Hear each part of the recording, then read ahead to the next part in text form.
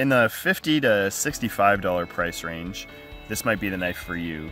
This is the Damascus Duke folding knife by Magnum by Boker. So the knife itself is 3.5 inches overall. It has 2 stainless steel pommels with a really nice pattern on them. The handle is made of wood with 3 brass rivets that go through the wood into the frame. Really nice action on the open and close on this knife. The blade is Damascus steel, carbon steel forged together with a nickel steel and folded together 37 times on this blade.